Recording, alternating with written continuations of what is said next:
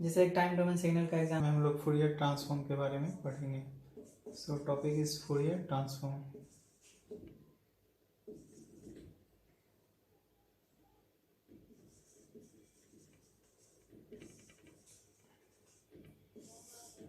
Fourier transform का काम क्या है कि कोई भी अगर टाइम डोमेन सिग्नल है तो फूरियर ट्रांसफॉर्म का यूज़ करके हम उसको फ्रीक्वेंसी डोमेन में कन्वर्ट कर सकते हैं।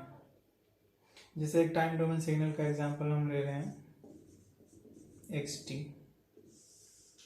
जो कि टाइम के साथ वेरी कर रहा है कुछ इस तरीके से।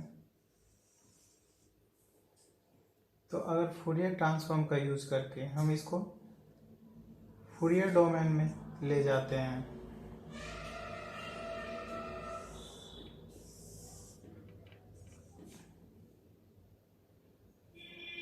तो वो ओमेगा के रिस्पेक्ट में चेंज होगा और वेव से कुछ इस टाइप का दिखेगा।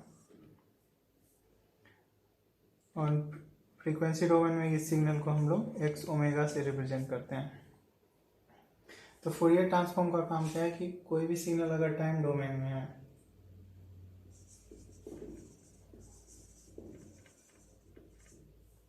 इसको वो कन्वर्ट कर देता है फ्रीक्वेंसी डोमेन में।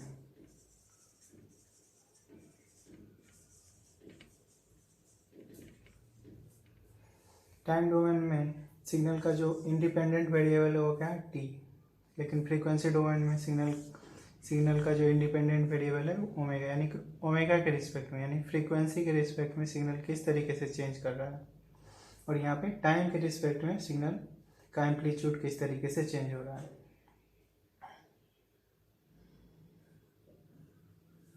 जैसे एक दूसरा एग्जांपल लेते हैं जो कि पीरियोडिक सिग्नल है xt।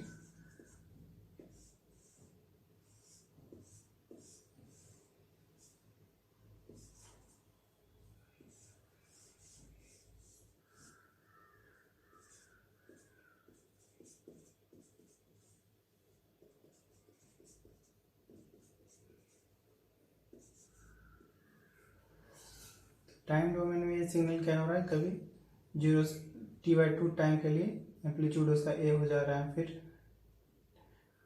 t/2 से t0 के लिए सिग्नल 0 है। तो इस तरीके से सिग्नल रिपीट कर रहा है। अगर हम इसको फ्रीक्वेंसी डोमेन में चेंज करेंगे तो फ्रीक्वेंसी डोमेन में इसका जो स्पेक्ट्रम होगा वो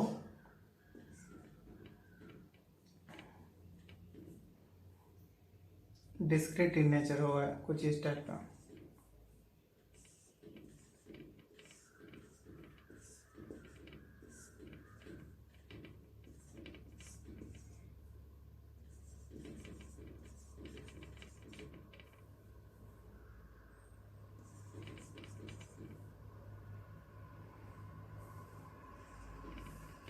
तो कोई भी अगर पीरियोडिक सिग्नल है उसका अगर हम फूरियर सीरीज का यूज़ करके अगर उसको हम फ्रीक्वेंसी डोमेन में कन्वर्ट करते हैं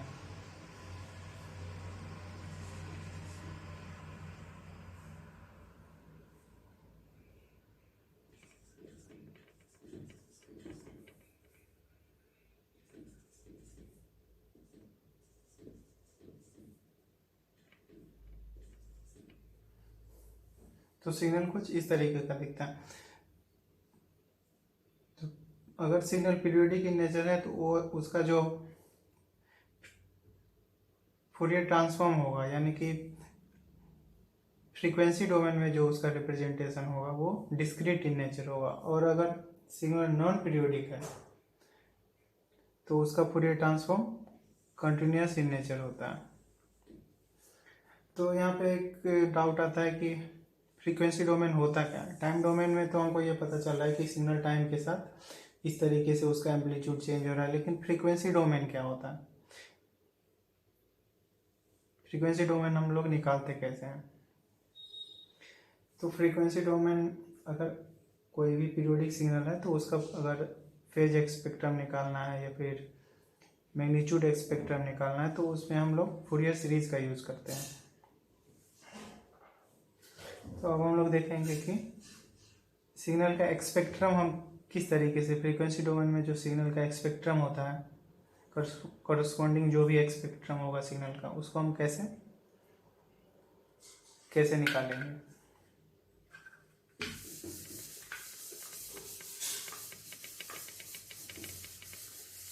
तो अगर कोई सिग्नल टाइम डोमेन में है तो उसको हम फ्रीक्वेंसी डोमेन में किस तरीके से रिप्रेजेंट करेंगे वो हम देखते हैं। मान लो कोई सिग्नल एक्स टी, कोई पीरियोडिक सिग्नल है,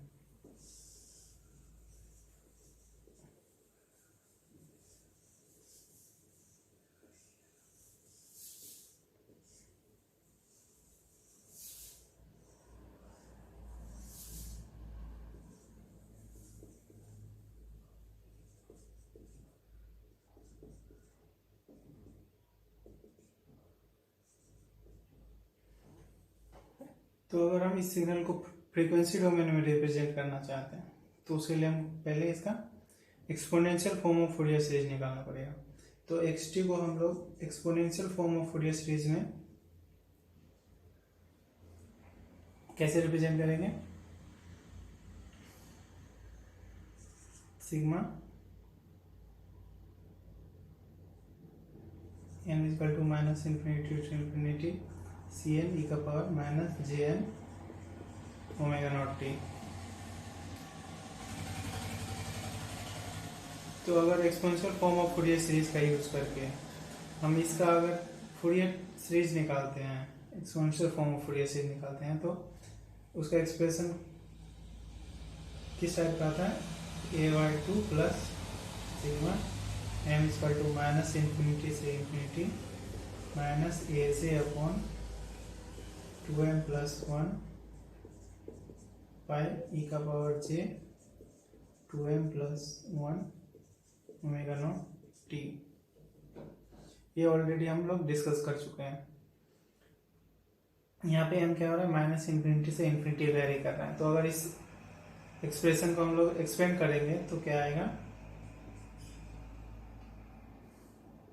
ये माइनस इन्फिनिटी से स्टार्ट होगा प्लस, अगर यहाँ पे हम इक्वल टू क्या क्या पुट कर सकते हैं, minus five equal to minus three से स्टार्ट करते हैं, minus three minus two minus one zero one two three, इस तरीके से हम लोग पुट कर सकते हैं। तो माइनस थ्री अगर पुट करते हैं तो क्या हो जाएगा, माइनस फाइव, तो ये माइनस माइनस कैंसिल हो गए, ए जे अपॉन फाइव पाई का पावर माइनस थ्री यहाँ पुट करेंगे तो minus five omega not t का power minus j five omega not t. इसी तरीके से अगर माइनस टू पुट करेंगे तो ए जे अपॉन थ्री पाई ई का power minus J three omega not T plus minus one put करेंगे तो ए जे अपॉन पाई ई का power minus j omega not T plus अगर जीरो पुट करेंगे हम इक्वल टू जीरो पुट करेंगे तो माइनस ए जे अपॉन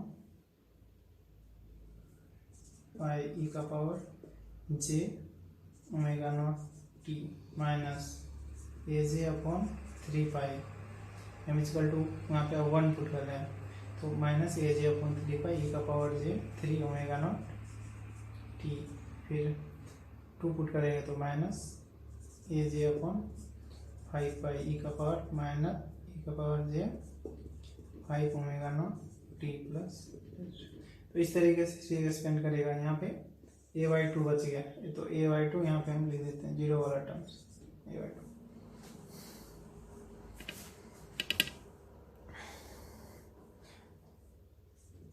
तो कोई भी पीरियोडिक सिग्नल अगर एक्स टी है तो इसको हम लोग उसका जो भी exponential form of Fourier series होगा ये इस तरीके का होगा। ठीक है, ये किस तरीके से इसको ऑब्टेन करना हम लोग exponential form of Fourier series में ऑलरेडी पढ़ चुके हैं। तो उसका एक एग्जांपल हम ले रहे हैं यहाँ पे। तो यहाँ पे देखो ये क्या है, कोफिशिएंट सी एल। तो यहाँ से देखो ये सी ऑफ माइनस फाइव का वैल्यू क्या है, ये सी ऑफ -3 का वैल्यू, यहाँ पे -3 ओमेगा नॉट है, यहाँ पे ओमेगा नॉट है, माइनस ओमेगा नॉट है, तो ये किस चीज़ का वैल्यू हो गया, सी ऑफ -5 का। इसी तरीके से ये सी ऑफ -3 का वैल्यू, ये हो गया सी ऑफ -1 का वैल्यू, ये हो गया सी नॉट, ये हो गया C1, ये हो गया C3। तो इस तरीके से हम लोग यहाँ पे exponential Fourier series coefficient C5 C-3 C-1 ये ऑब्टेन कर लिए। तो अब क्या करना है हमको, अगर इसको फ्रीक्वेंसी डोमेन में रिप्रेजेंट करना है तो हम लोग इस कोफिशिएंट का यूज करते हैं। तो मान लो फ्रीक्वेंसी डोमेन में अगर सिग्नल को रिप्रेजेंट करना है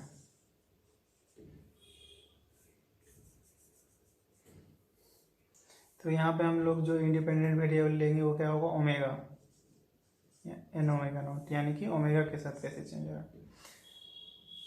जैसे सी ऑफ -5 में क्या है, -5 ओमेगा नॉट, तो यहाँ पे -5 ओमेगा नॉट, फिर यहाँ पे सी ऑफ -3 यानी c of -3 omega naught, -3 omega naught, फिर यहाँ पे माइनस ओमेगा नॉट, फिर यहाँ पे 0, फिर यहाँ पे omega naught, 3 omega not, 5 omega naught.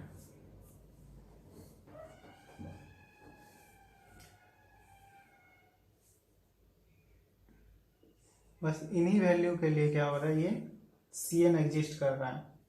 तो -5 ओमेगा नॉट कंपोनेंट के लिए -5 ओमेगा नॉट वाला जो कंपोनेंट है उसमें C5 का ये जो एम्पलीट्यूड है वो कितना है, AJ/5 तो इसका मैग्नीट्यूड क्या होगा, A/5 तो A/5 कुछ यहाँ पे मान लो A/5 को हम इस तरीके से, और -3 ओमेगा नॉट वाला जो कंपोनेंट है वो क्या है, A/3 तो A/3 कुछ इस तरीके से होगा। इसी तरीके से माइनस ओमेगा नॉट वाला जो कंपोनेंट है, माइनस ओमेगा नॉट, उसका एम्पलीट्यूड कितना है, उसके कोफिशिएंट का जो एम्पलीट्यूड है A/π तो ये A/π। उसी तरीके से C0 का जो कंपोनेंट है वो क्या है, A/2 ये A/2। ऐसे ओमेगा नॉट पे क्या होगा फिर A/π, इसका -AJ/5 ओमेगा नॉट के लिए हम लोग देखते हैं तो A/π, इसका एम्पलीट्यूड क्या होगा, इसका अगर मैग्नीट्यूड निकालेंगे तो A/π तो ये A/π। ऐसे ही C3 का क्या है, -AJ/3π, अगर इसका मैग्नीट्यूड निकालते हैं तो क्या होगा A/3π। ठीक है, माइनस साइन नहीं रहेगा, सिर्फ इसका मैग्नीट्यूड निकाल रहे हैं, कोई भी कॉम्प्लेक्स नंबर का मैग्नीट्यूड सिर्फ A/3π, तो यहाँ पे A/3π, ऐसा ही A/5π।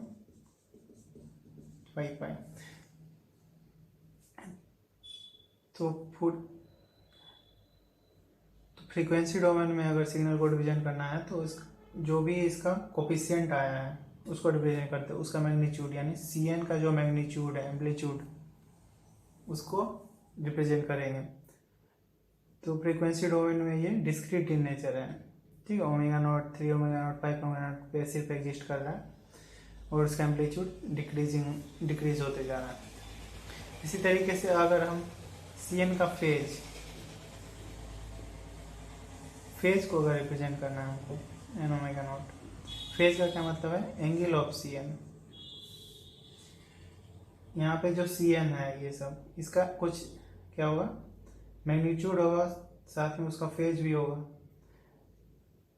ठीक है, तो यहाँ पे फेज को रिप्रेजेंट करना है तो -5 omega naught, 3 omega -3 omega not, minus omega naught, 3 omega not, 5 omega naught, -5 omega naught पे ये AJ/5 है और यहाँ पे J मल्टीप्लाइड है, यानी कि इसका जो एंगल होगा वो कितना होगा, 90 डिग्री। तो यहाँ एंगल ऑफ सी एन मान लो यहाँ 90 डिग्री है और यहाँ पे -90 डिग्री।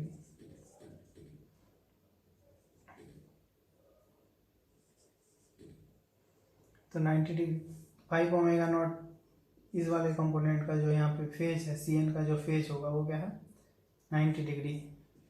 तो ये 90 डिग्री। -3 ओमेगा नॉट पे भी क्या कुछ AG/3 हो, तो इसका प्लस जे का जो एम्पलीट्यूड होता है वो +90 डिग्री। ऐसे माइनस ओमेगा नॉट यहाँ पे भी प्लस जे का एम्पलीट्यूड 90 डिग्री। A0/2 इसका एम्पलीट्यूड, ये रियल है, रियल का एम्पलीट्यूड 0। अगर ओमेगा नॉट पे इसका एम्पलीट्यूड क्या है माइनस जे का मतलब है -90 डिग्री, तो यहाँ -90 डिग्री। इसी तरीके से यहाँ पे भी -j है, तो 3 ओमेगा नॉट पे भी -90 डिग्री, 5 ओमेगा नॉट पे भी -90 डिग्री। तो ये क्या हो गया कि हम लोग सी एन का जो फेज है यानी एंगल है उसको हम एन ओमेगा नॉट के टर्म में रिप्रेजेंट किए। तो सिग्नल अगर टाइम डोमेन में इस तरीके का दिख रहा है, टाइम डोमेन में, तो वो फ्रीक्वेंसी डोमेन में उसका मैग्नीट्यूड, सी एन का मैग्नीट्यूड और सी एन का जो फेज एंगल उसको अलग अलग रिप्रेजेंट करते हैं।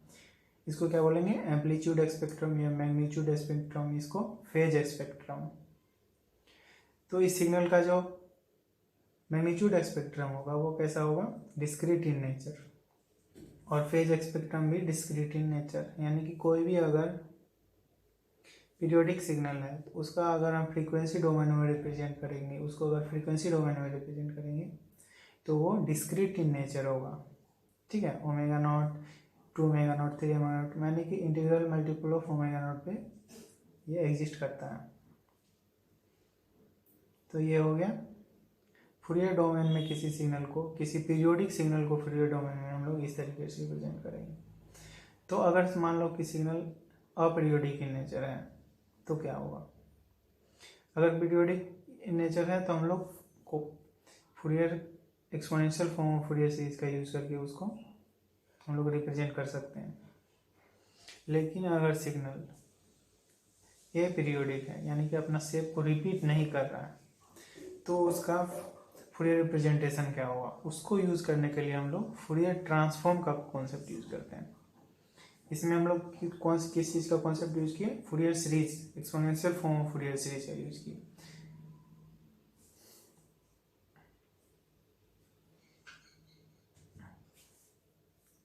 यहाँ पे देखो, यहाँ पे हम लोग मैग्नीट्यूड और फेज कैसे निकाल रहे हैं, ये इस सी एन का जो भी कॉम्प्लेक्स है, सी एन मान लो कि ए प्लस जे बी कोई कॉम्प्लेक्स नंबर है, तो इसका मैग्नीट्यूड क्या होता है √(a² + b²। Phase angle of c n क्या होता है tan इनवर्स b/a। ठीक है, इसका यूज करके हम लोग इसको फेज और एंगल इसको निकाल रहे हैं यहाँ पे।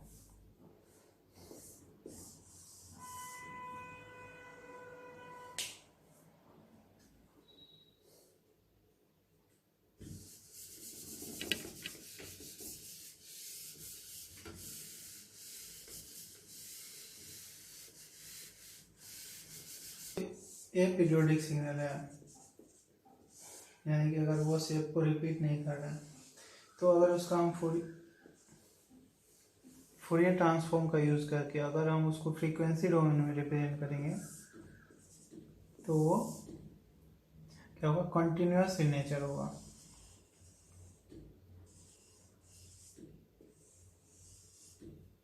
एक्स ओमेगा, और यहाँ पे वेरिएबल ओमेगा, यहाँ पे वेरिएबल टी।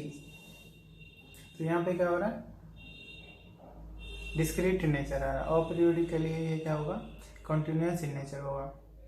तो यहाँ पे अगर इसको इस सिग्नल में कन्वर्ट करना है तो हम लोग कौन सा कॉन्सेप्ट यूज करते हैं Fourier transform.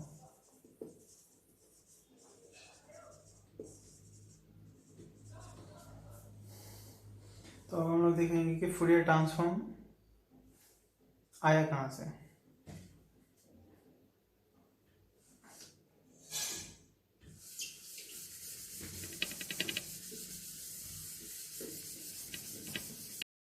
Exponential form of Fourier series में हम सिग्नल को किस तरीके से रिप्रेजेंट करते हैं।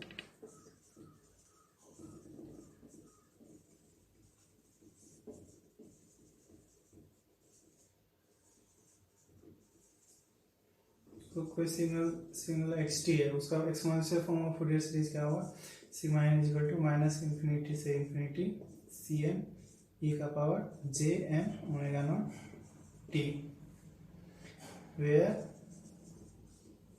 ये जो कोफिशिएंट है Fourier series coefficient cn equal to 1/t integral minus t/2 से t/2 xt e का power minus jn omega naught t dt।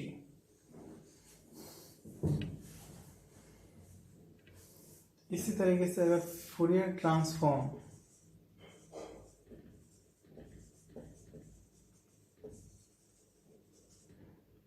यहाँ पे xt क्या है, पीरियोडिक सिग्नल। तो अगर कोई अपीरियोडिक सिग्नल है तो उसको उसका फूरियर रिप्रेजेंटेशन किस तरीके से करेंगे। कोई भी xt है जो कि अपीरियोडिक इन नेचर है, यानी कि अपने शेप को रिपीट नहीं कर रहा,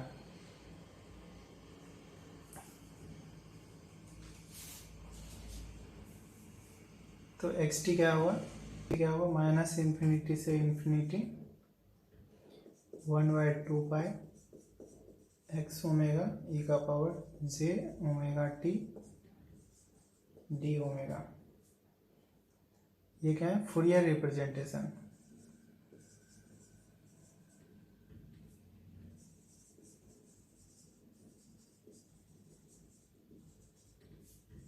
of xt।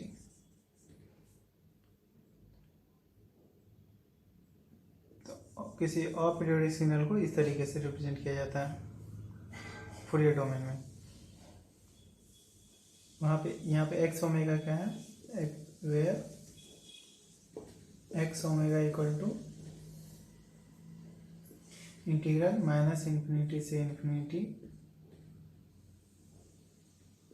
X t e का power minus j omega t d T.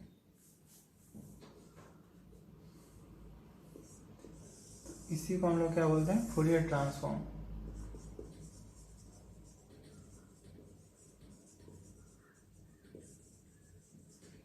अगर किसी भी सिग्नल का फूरियर ट्रांसफॉर्म निकालना है तो उस सिग्नल में ई का पावर जे ओमेगा टी से मल्टीप्लाई करके उसको इंटीग्रेट करना पड़ेगा माइनस इन्फिनिटी से इन्फिनिटी टाइम के रिस्पेक्ट में। तो हम लोग उसका कोरस्पोंडिंग फूरियर ट्रांसफॉर्म ऑब्टेन कर सकते हैं यूजिंग दिस फॉर्मूला।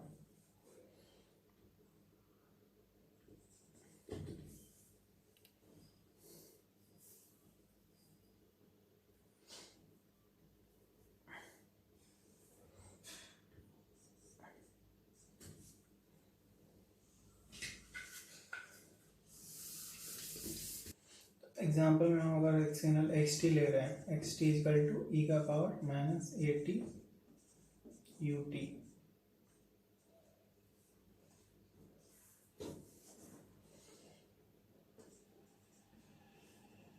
तो इसका फूरियर ट्रांसफॉर्म यानी एक्स ओमेगा क्या होगा, फूरियर ट्रांसफॉर्म एक्स ओमेगा। यहाँ पे सिग्नल टाइम के रिस्पेक्ट में है, एक्स ओमेगा क्या होता है, इंटीग्रल माइनस इन्फिनिटी से इन्फिनिटी एक्स टी ई का power minus j omega t d T. यहाँ पे एक्स टी क्या है, ई का power minus a T u T. तो इंटीग्रल माइनस इन्फिनिटी से इन्फिनिटी ई का power minus a T u T e का power minus j omega t d T.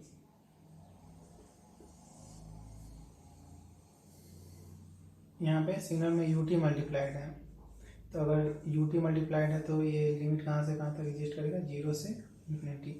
इतने ही दूर के लिए सिग्नल मल्टीप्लाई हो, तो जीरो से इन्फिनिटी ई का पावर माइनस ए टी, ठीक है, ई का power minus a t e का power minus j omega t d t. U t के कारण सिग्नल का क्या होगा, जीरो से इन्फिनिटी तक ही एग्जिस्ट करेगा पॉजिटिव हाफ पे ही। तो अभी क्या हो जाएगा, इंटीग्रल जीरो से इन्फिनिटी, इस दोनों को अगर पावर में सम करते हैं तो ई का power minus a minus a plus j omega t into d T.